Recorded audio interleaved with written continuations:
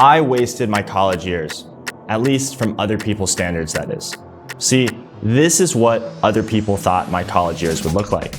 Parties, smoking, studying, dorm life, recruiting at the job fair, graduating with honors, and then going into consulting and investment banking. But my college years didn't really live up to other people's expectations. I mean, I did go on nights out, I joined a fraternity my freshman year, although I dropped out a few semesters later. I shared a dorm at Vanderbilt with some friends, and I worked hard in classes. But for some reason, college didn't feel like it was supposed to. My friends were awesome, the experience I had were a blessing, and I'm so thankful for it. But here's the thing. When I first came into college, I was already pretty entrepreneurial. I had launched a YouTube channel, which grew to over 40,000 subs. I made just shy of $100,000 trading crypto, at least on paper, and then I lost it all. And I launched a few businesses here and there. And in all honesty, I thought my classes would teach me on how to expand on this knowledge and continue the building blocks of starting a business, managing people, learning sales, and overall how to make money. You see, society has this way of dictating how life should be. Go to school, choose a major, find a job, start a family, work for 40 years, and then maybe retire and see the world. But for me, that's not really what I wanted. In college, especially at Vanderbilt, it was a work hard, play hard scenario. Lots of parties, everyone gets amazing grades, and that's just how it was. And when you're not going to parties or in class, it's recruiting season. BCG, Deloitte, McKinsey, Bain, or if you were going the investment banking route, JP Morgan Chase, Goldman Sachs, Citi, or Bank of America. Think of dress shoes, nice pants, button-down shirts. And for me, that's just really not my vibe. But for everyone else, they took it quite seriously. And for me, someone who has had a stutter since age 12 and really felt unconfident in these scenarios, it was tough for me to want to actually go through recruiting. And I had some serious imposter syndrome because all my friends were going through the ringer.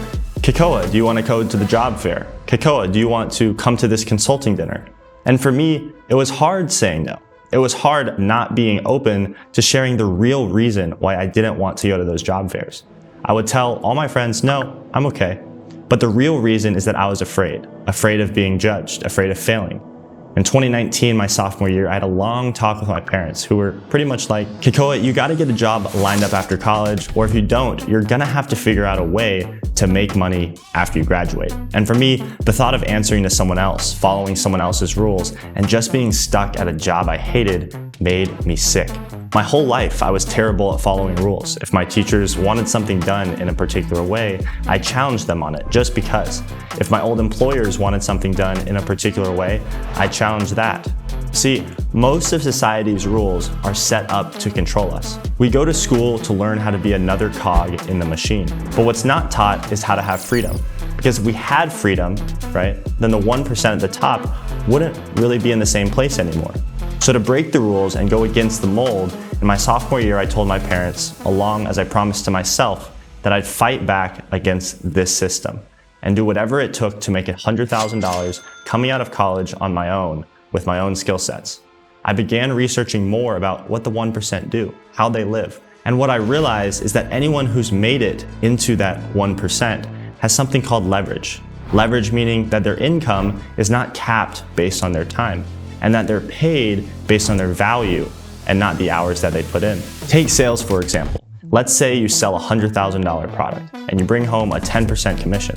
It doesn't matter if that sale took you 2 months to sell or 10 hours. You bring home the same $10,000 as commission. And once I realized that becoming wealthy just depended on needing this one thing, I realized that I needed to employ leverage in all aspects of my life to get back my time and allow myself to escape what they call the machine. So for the next 3 years, from at least my peers' eyes, I wasted my college years, working early mornings and late nights to build my marketing agency, putting in those extra hours to prospect another 100 people, hopping on sales calls to close clients on my services.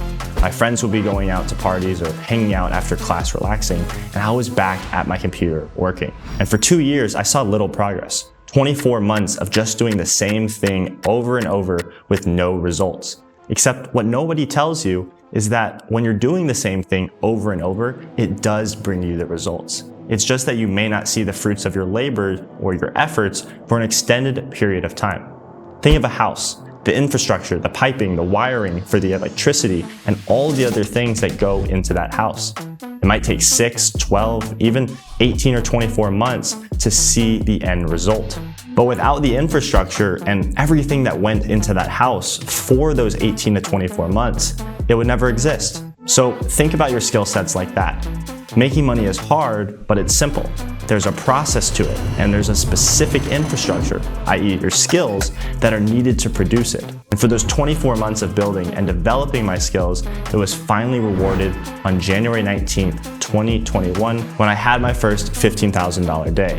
That January, we did $50,000, then $70,000 in April, $90,000 in May, and then 1 month out of college, we hit our first $100,000 month. Because of those 24 months of head down, working, and perfecting the craft, not spending my college years as many of my peers, there was finally something to show for it. And from those experiences, it opened up completely new ones. Things I would have never done if I had pursued the normal college experience. I've traveled to 17 different countries now: Dubai, Costa Rica, Tulum, Argentina, and a few others, staying at some of the nicest hotels in the world. And I'm not sure if you've ever been to those before, but they really treat you right. Now, along this journey, I finally had a huge realization.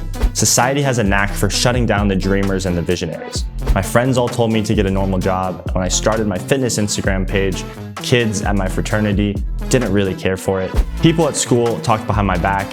And at the end of the day, I realized that people generally don't want you to do well because it challenges their own beliefs on what is possible. So don't let them. Live life how you want. Focus on making money first and utilize the freedoms that it brings. And if you're watching this video but you're unsure on where to start, what I would personally do is suggest something like high ticket sales and remote triaging. It's actually the simplest way to start generating cash on command where you're paid for your value and not your time. But the biggest thing and most important lesson of them all is not to let society dictate how you should live your life. Travel the world, spend time with loved ones, perfect your craft, build your dream. And for those of you wanting to not waste your 20s, not waste the rest of your life doing something you hate, I recorded a 23-minute training about how to get started with remote triaging, which I've linked for you down below. Life is too short to waste it doing what other people tell you to do. So take life by your hands. Much love.